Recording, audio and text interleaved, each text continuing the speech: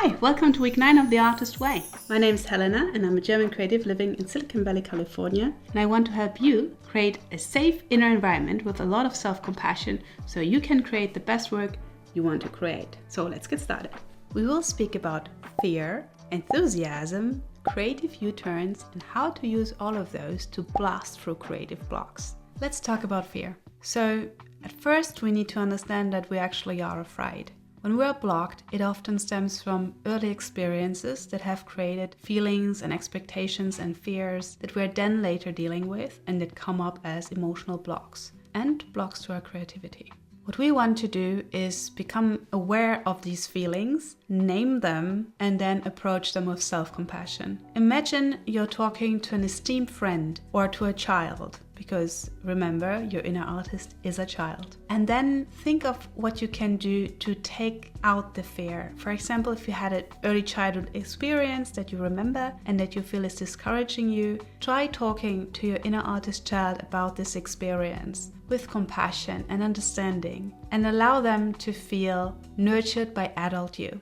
Now that you've named your fears, what can you do? So what we want to do, and what Julia reiterates throughout her book, is we want to create small, manageable steps and then take them. And by that, it's important to not think of, punishing yourself step by step. Like, I have to do this part, now I have to do this part. No, you want to carve out the time and come at it with like a feeling of joy and creativity and enthusiasm. And enthusiasm is actually really, really important because it means to be filled with God. So what you're doing is you're forming your life energy into a creative output rather than punishing yourself. Because let's face it, is that really working? Instead, approach creativity as play. You can do that by encouraging your inner artist child and to make it a joyful process. And you can also create an inspiring work environment where your artist child feels nurtured. For example, in my case, it's the studio that I built that inspires me every day.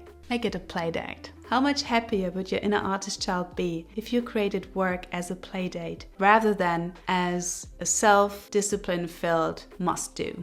Something we will encounter are creative setbacks, whether we want it or not. And what's really encouraging is actually to compare our experience with the experience of an athlete. So athletes are used to getting injured and to heal and to get back to their sport, right? But as creatives, are we necessarily aware that we can have creative setbacks the way an athlete would get hurt? And to really treat ourselves to a time of healing and awareness and recuperation. It doesn't matter what we do. If we apply for something or if we want to finish an artwork, self-sabotage can actually arise from all kinds of fears. For example, the fear of exposure, the fear of failure, or even the fear of success. For me, it was a combination of those. So my creative U-turn was after my art academy experience, because I felt there was a lot of criticism and not necessarily a lot of encouragement. And I had to really work through this to be creative again, because I felt unmotivated and I had the feedback that I had gotten that wasn't necessarily encouraging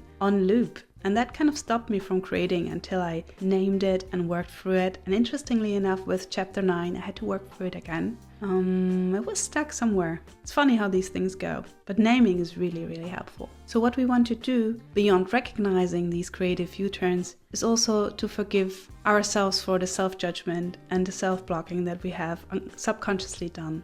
And that's actually how we can heal and come through on the other side. Once you recognize you have one of those creative U-turns coming or you want to work for an older one, try and reach out to mentors and friends to help you name and kind of recalibrate from those setbacks.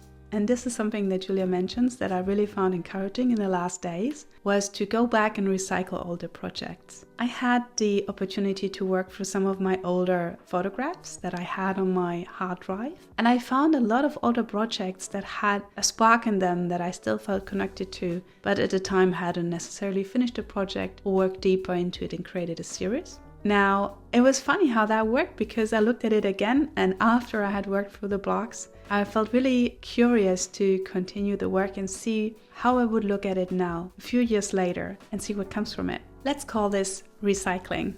So let's say you have a project that you want to finish and you are somehow blocked. What can you do? What you want to do is to identify and address resentments and fears that have come up with this project. maybe put it on a piece of paper and try to communicate with yourself about these inner objects that have come up. Now, let's say there's a reason why you get stuck, because you have some kind of secondary gain from staying stuck. Consider writing down any kind of gains that you get from not moving and have a look at them.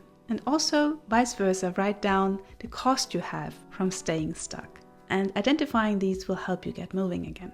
As we have already used affirmations to bolster ourselves up, let's say you made a plea to creative force and made a little deal. How about you take care of the quantity and creative force takes care of the quality? That way you will be off the hook and you can just create.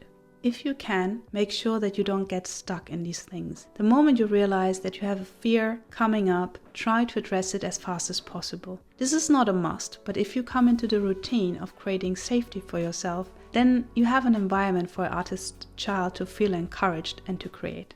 My artist date this week was to go all in on Halloween. I dressed up as a stone statue, waited unmovingly in the garden, waited for children to come by, and then I silently followed them. It was an incredible amount of fun. The children were screaming and laughing and running away, and at the end they were allowed to retrieve some eye-shaped candy from a glowing orb. I don't know when I had that much fun the last time, and it was an incredible creative recharge. So I'll see you next week in week 10, where we will speak about self-protection. Until then, enjoy your morning pages and artist dates and just keep creating. See you soon. Bye.